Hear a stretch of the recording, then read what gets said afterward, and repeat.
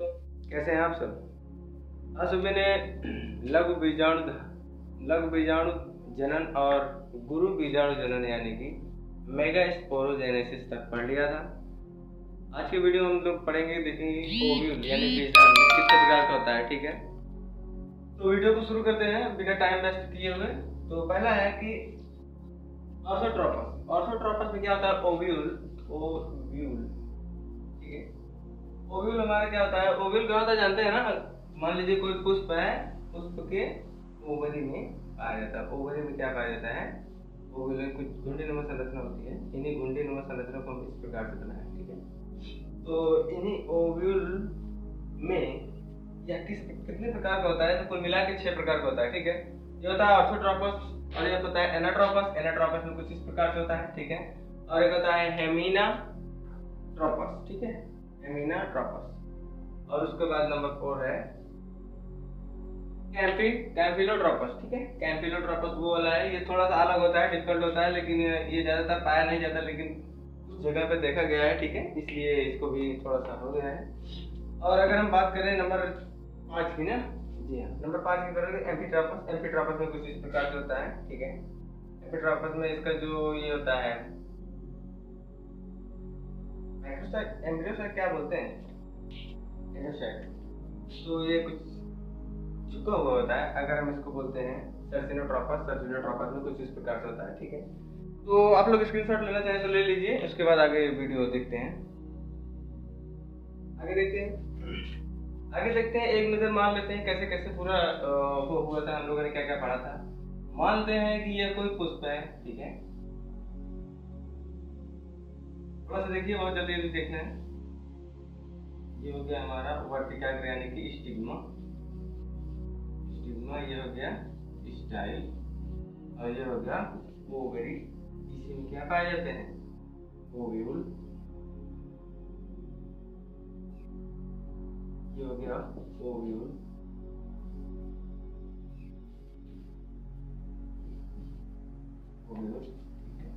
और यहाँ पे पाया जाता था हमारा जो हरा हरा टाइप का होता था, कैलेक्स इसको बोलते थे, सेपर भी कहते हैं, कैलेक्स था। ठीक है, कुछ इस प्रकार से देखने को मिलता है। अगर इसमें बात करें मेल की, तो यहाँ पे मेल होते हैं, यानी इसको कहते हैं पुमंगवाद, इस प्रकार से जुड़े हुए होते हैं।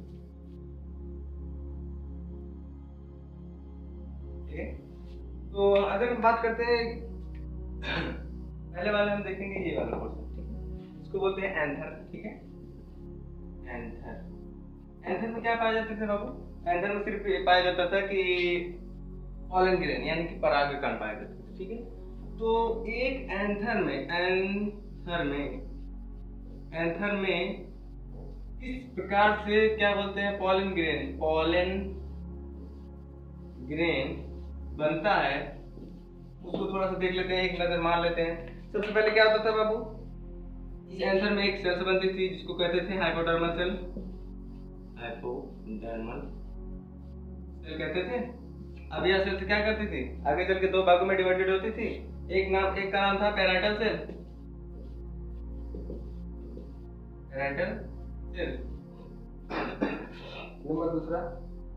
नंबर दूसरी क्या थी? नंबर दूसरी थी स्पोरोजिनस सेल।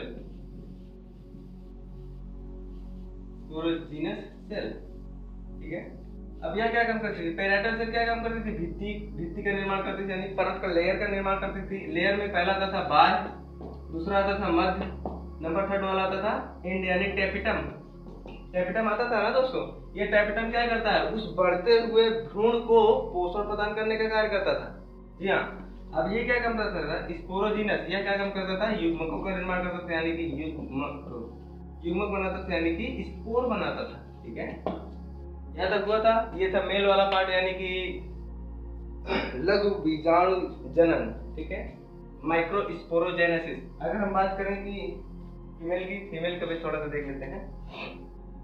ये था मेल। अगर हम बात करें फीमेल में भी यानी कि ये वाला पोर्शन देखिए, ओवरी के अंदर जो ओव्यूल होता है वही होता है। ठीक है, तो अगर हम ओवरी के अंदर ओव्यूल की बात करें तो ओव्यूल में देखते हैं कि कुछ इस प्रकार से था।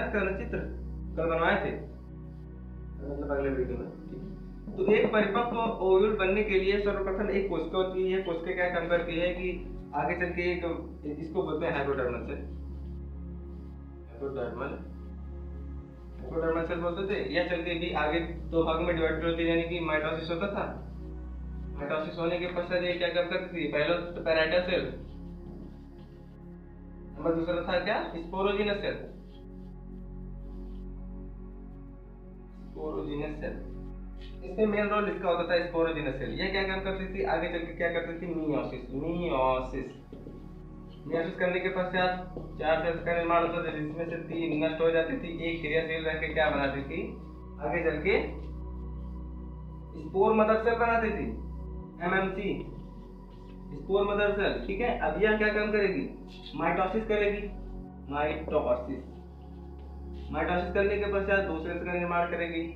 तो पहली वाली सेल जो थी वो चलाने की ओर चली जाएगी, यानी ऊपर की ओर, और दूसरी वाली सेल क्या थी, वो बीजांड द्वार की ओर चली जाएगी, यानी ओवल के जहां से मतलब कि समझ रहे हैं, द्वारी सिरे की ओर चली जाएगी। ये निभागी सिरे की ओर या द्वारी सिरे की ओर, ठीक है। तो इसमें क्या होता है, फिर से माइटोसिस होता था, माइटोसिस। तो इसमें क्या होता था, या दो सेल्स बनती थी, ठीक है। फिर से माइटोसिस होगा ना, माइटोसिस होने के पश्चात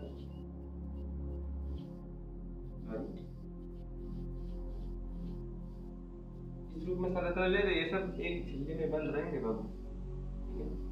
तो अब क्या करेंगे, ये वाली सेल्स या फिर ये वाली सेल्स इधर आना शुरू कर देंगी मध्य की ओर, ठीक है। कुछ इस प्रकार से संरचना बन जाती थी, 1 2 3, 1 2 3 और यहाँ पे 2। फीमेल वाला चैप्टर ना, यहीं तक तो था जी। तो आपसे प्रश्न यह है कि एक ओव्यूल में, परिपक्व ओव्यूल बनने तक कितने माइटोसिस और कितने मियोसिस की आवश्यकता होती है, कमेंट में जरूर बताइएगा। आप लोग देख लेंगे, कमेंट में बताइएगा। हम तब तक आगे बढ़ते हैं, टाइम बहुत कम है।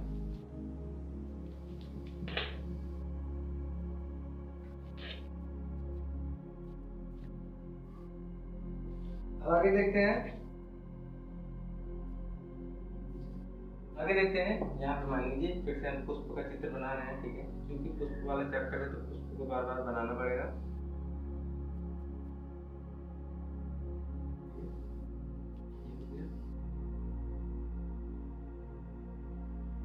ये मुझसे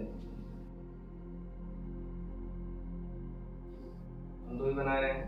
इसको बोलते थे स्टिग्मा, इसको स्टाइल, और इसको ओवरी। ओवरी में होता था हमारा ओव्यूल, ये होता था ओव्यूल, ठीक है। अगर हम इसकी बात करें तो इसको कहते थे फिलामेंट, और इसकी बात करें तो इसको कहते थे एंथर। परागण में हम लोगों ने देखा था, कहते थे कि ये जो एंथर है, इसमें जो उपस्थित है पॉलन ग्रेन, इसका, इस पॉलन ग्रेन का स्टिग्मा तक पहुंचना ही क्या कहलाता था बाबू, परागण कहलाता था, यानी पॉलिनेशन कहलाता था, ठीक है। तो अब हम लोग देखेंगे किस प्रकार से जाता है। मान लीजिए इसका एंथर का स्फुटन हो गया, यानी कि फटना हो गया, फट गया। तो फटने के पश्चात देखेंगे पॉलन ग्रेन जो होते थे छोटे छोटे बिंदी के रूप में ऐसे से बिखर जाते थे, ठीक है। बिखरने के पश्चात मान लीजिए या फिर कोई भौरा है या फिर कोई माध्यम है, जैसे हवा है, हवा के माध्यम से उड़ करके कहाँ जाएंगे,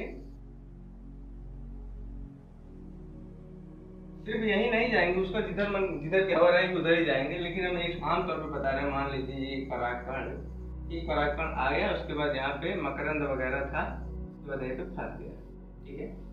फंस गया, फंसने के पश्चात क्या होगा, परागकण जो होता है, परागकण का हमने एक चित्र बनवाया था ना, यहाँ पे देखिए कुछ इस प्रकार से था।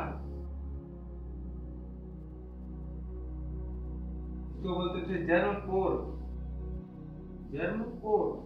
इसी से पराग मिलकर बाहर निकलते थे। इसको बोलते थे एग्जिटाइन, और इसको बोलते थे इंटाइन। यहाँ पे एक गुरु केंद्र था और एक लघु केंद्र था। यहाँ तक बात करिए तो इसको बोलते थे मेगान्यूक्लियस, इसको बोलते थे माइनर न्यूक्लियस। अब क्या बोला गया था कि जब परागकण इस पे आके फंस जाता है तो फंसने के पश्चात जो यह वृद्धि करता है, तो ये वाला क्या काम करता है, बाहरी देख रेख करता है, बाहरी देख रेख का काम करता है, उसके बाद यह नष्ट हो जाता है, इसका कोई काम नहीं होता। अब जब पराग नलिका बाहर निकलती है, पराग नलिका देखिए कैसे बाहर निकलती है, ये आप जब मान लीजिए यहाँ पे आ गया, ठीक है, तो यहाँ पे थोड़ा जलपान वगैरह करेगा, पानी उन्हें पिएगा, थोड़ा सा फूल जाएगा, ठीक है, फूल जाएगा, तो देखिए कैसे होगा।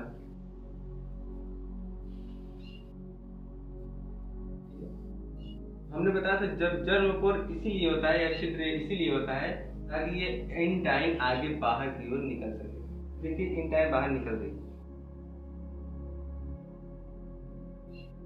इन टाइम धीरे धीरे बाहर निकल रही है, तो कुल मिलाकर कुछ इस प्रकार से निकल जाएगी।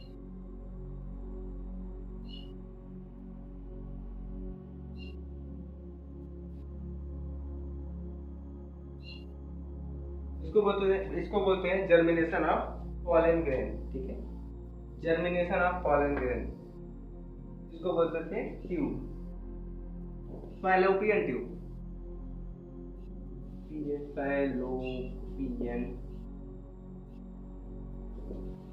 ट्यूब, ठीक है, पराग नलिका, ठीक है, हिंदी में बोलते हैं फैलोपियन ट्यूब, ठीक है। तो इस प्रकार से कुछ इसकी संरचना होती है। तो देखिए अभी मान लीजिए ये कोई वर्तिकाग्र है, ठीक है, थोड़ा सा अच्छे से बना के दिखा रहे हैं, गलत हो जा रहा है सॉरी। तो यहाँ पे मान लीजिए परागकण आया, आने के पश्चात क्या होगा कि इसमें जो मकरंद वगैरह रहेगा उसको चूसेगा, चूसने के पश्चात थोड़ा सा जल को अवशोषण करके फूल जाएगा, ठीक है, फूलने के बाद क्या होगा, इसमें से एक नलिका बाहर निकलेगी। चलिए हम बल नलिका बाहर निकाल रहे हैं, ये नलिका धीरे धीरे बाहर निकलेगी। अब देखिए ये जो लघु केंद्रक था, ठीक है, माइनर न्यूक्लियस था, अब यह जब आगे बढ़ेगा तो ये इसका माइटोसिस हो जाएगा, ठीक है, दो भागों में बढ़ जाएगा। अब दो भागों में बढ़ने के बाद यह कुछ यहाँ पे आ जाएगा, इसको बोलते हैं युग्मक, यानी कि स्पोर। अब इनको बोलेंगे युग्मक, यानी कि इन दोनों को बोलेंगे नर युग्मक, ठीक है। अब देखिए आगे चलते हैं, एक minute. Germination of pollen grain, ये चित्र आता है, ठीक है।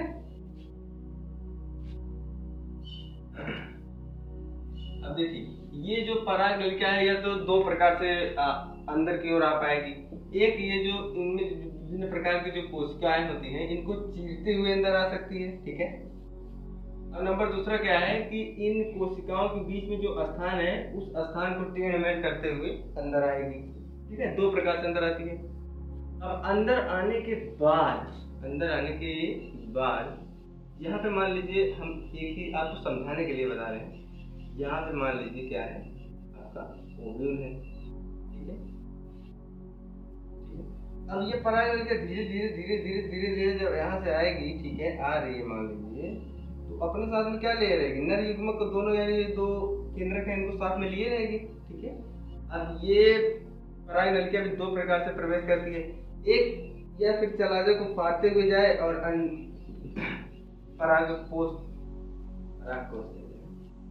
भ्रूणपोष में चली जाए।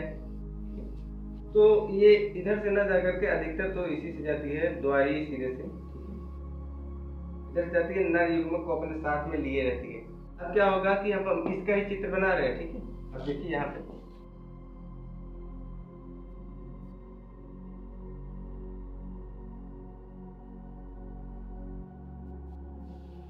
अब देखिए पराग नलिका आ रही है, ये देखिए आ रही है पराग नलिका, आने के बाद ये अपने साथ में दोनों केंद्रकों को लिए रहेगी। अब जब इसमें प्रवेश करती है तो प्रवेश करने के दौरान यहाँ पे 3 प्रकार की सेल्स हमने बताया था, यहाँ पर भी 3 प्रकार के सेल्स बताया था, यहाँ पर 2 प्रकार की सेल्स बताया था, ठीक है। अब जब मान लीजिए पराग नलिका क्या कर गई, प्रवेश कर गई, हम कुछ इस प्रकार से दिखा रहे हैं समझने के लिए, ठीक है। जब प्रवेश करती है इन दोनों केंद्रकों को इसी में छोड़ देती है, छोड़ दिया, चलिए छोड़ दिया। अब जब छोड़ दिया तो छोड़ने के बाद ये जो पहला वाला केंद्रक है ये इस मिल जाएगा, संयुग्मित हो जाएगा, ठीक है। अच्छा बताइए कि इन सभी कोशिकाओं की जो गुणसूत्रों की संख्या थी n थी, क्या उसकी एक बार उसमें मियोसिस हुआ था, मियोसिस के पश्चात ही माइटोसिस हुआ करती थी, ठीक है। तो इन सब की संख्या कितनी है? यन यन यन, यहाँ पर इनकी संख्या यन, इनकी संख्या यन। अब जो ये नर युग्मक आ रहा है इसकी भी संख्या यन है, ठीक है। अब यह 3 यन एक साथ मिल जाएंगे, ठीक है। अब देखिए ये वाला किससे मिल गया? इनसे मिलकर के एक कोशिका का निर्माण कर लिया। अब इसी को बोलते हैं त्रिसमेकन। क्या बोलते हैं? त्रिसमेकन, ट्रिपल फर्टिलाइजेशन।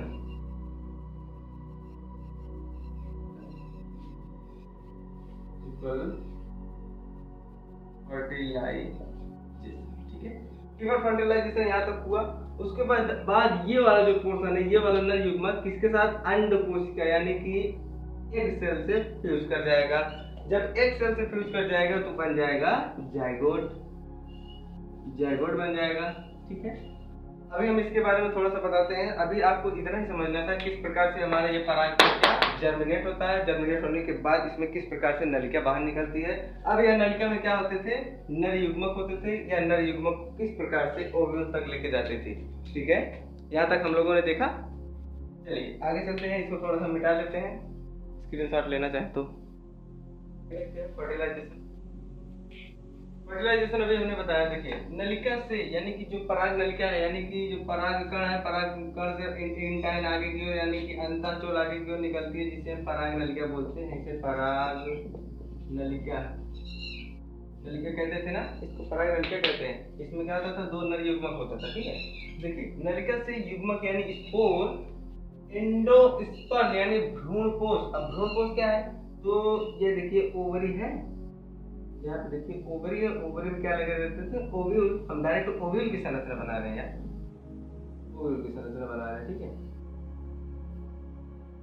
ओव्यूल में जो ये वाला पोर्शन था इसको कहते थे एंडोस्पर्म।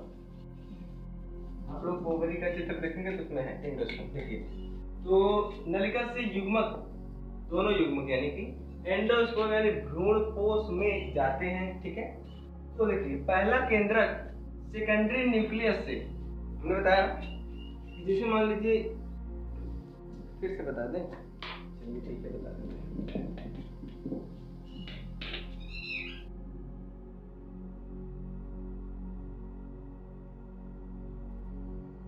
1 2 3 1 2 3। तो मान लीजिए यहाँ पे पराग नलिका ने 2 केंद्रक को छोड़ दिया, ठीक है। ये थी हमारी पराग नलिका जो आई थी पराग। तो यहाँ पे 2 केंद्रक को छोड़ दिया। तो पहला वाला केंद्रक किससे? ये वाले यानी कि सेकेंडरी न्यूक्लियस से सम्मिलित हो जाता है। इसे हम ट्रिपल फर्टिलाइजेशन कहते हैं, ठीक है, मिल जाता है।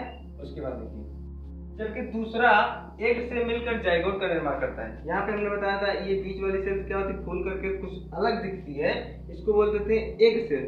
अब ये दूसरा वाला जो न्यूक्लियस है इससे आके मिल जाता था। अब जब इससे आके मिलता था तो इसको बोलते थे जाइगोट। इस जब मिलता था इस प्रक्रिया को बोलते हैं संयुग्मन यानी सिंगैमी बोलते हैं, ठीक है। यह क्या काम करती? जाइगोट का निर्माण करती थी, जाइगोट का निर्माण करती थी, और ये ट्रिपल फ्यूजन यानी कि त्रिसमेकन का निर्माण करता था। अगर आप पूछेगा कि दोहरा निषेचन किसे कहते हैं, तो आप लोग बताएंगे कि पराग नलिका द्वारा छोड़े गए 2 युग्मक, पराग नलिका द्वारा छोड़े गए दोनों युग्मक जो पहला युग्मक सेकेंडरी न्यूक्लियस से फ्यूज करता है, जबकि दूसरा न्यूक्लियस अंडकोशिका यानी कि एग सेल से फ्यूज करता है। इस घटना को ही दोहरा निषेचन कहते हैं, ठीक है, डबल फर्टिलाइजेशन कहते हैं। यहाँ तक क्लियर हुआ? कुछ इंपॉर्टेंट पॉइंट है उसको देख लेते हैं। देखिए अंडाशय यानी ओवरी, ठीक है, फल में, जबकि ओव्यूल बीज बनाता है, बदल जाता है। तो अगर हम बात करते हैं कि एक मिनट, थोड़ा सा इसको भी थोड़ा सा देखना पड़ेगा। बात करते हैं यार कौन फल बनाता है और कौन बीज बनाता है ना, इसमें बहुत कंफ्यूज होते हैं सर। तो ये तो हमारा ओवरी, यहाँ पे स्टिग्मा था ना, यहाँ से लगा हुआ था ओव्यूल। तो ये ओवरी क्या काम करती है बाबू? ये ओवरी जो होती है फल बनाती है, ठीक है, और ये जो ओव्यूल है यानी बीजांड है, ये किस क्या बनाता है? बीज को बनाता है पुष्प में, ठीक है। कभी मत कंफ्यूज होना, ओवरी क्या बनाती है? फल। आम देखा है? आम का जो गुच्छा चूसते हैं, निगलते हैं, अच्छा लगता है, उसको कौन बनाता है? ओवरी बनाती है। और जो आम का जो कुचली होती है उसको कौन बनाता है? बीज बनाता है। ओवरी यानी कि बीज। अब देखिए एक और पॉइंट है अनिषेक फलन। अनिषेक फलन मतलब बिना निषेचन के जो फल बनते हैं उनको कहते हैं अनिषेक फलन। अंगूर, केला, अनानास, ठीक है। इसमें क्या होता है कि इसमें अगर फर्टिलाइजेशन नहीं होता, ठीक है, इसमें फर्टिलाइजेशन होता नहीं है, तो इसमें जो मादा वाला पोर्शन होता है ये अपने में ही एक द्विगुणित कोशिका बना देती है, उसके बाद फल का निर्माण कर देती है, ठीक है। ठीक उसी प्रकार से अनिषेक जनन की तरह, ठीक है। उसमें क्या होता था, मादा जो होती थी अपने आप ही फ्यूज करके एक भ्रूण का निर्माण कर देती थी। ठीक उसी प्रकार से इसमें भी होता है। इसमें मतलब कि कुल मिला के क्या है कि पॉलन ग्रेन की आवश्यकता नहीं होती है, ठीक है। तो देखिए ये जो 3n है, ये वाला जब युग्मक इससे संयुग्मित हो जाएगा, ट्रिपल एन यानी कि 3n बना लेगा ना, 3n, क्योंकि ये भी n है, ये भी n है, और ये जो युग्मक आए ये भी n है, ठीक है। तो 3n बना लेगा, इसको कहते हैं 3 समीकरण। उसके बाद ये जो दूसरा वाला था ये इससे अटैच होता था, इसको बोलते थे जाइगोट यानी 2n, ठीक है। देखिए यहाँ पे क्या लिखा है, 3n पोषण देता है 2n को, ठीक है।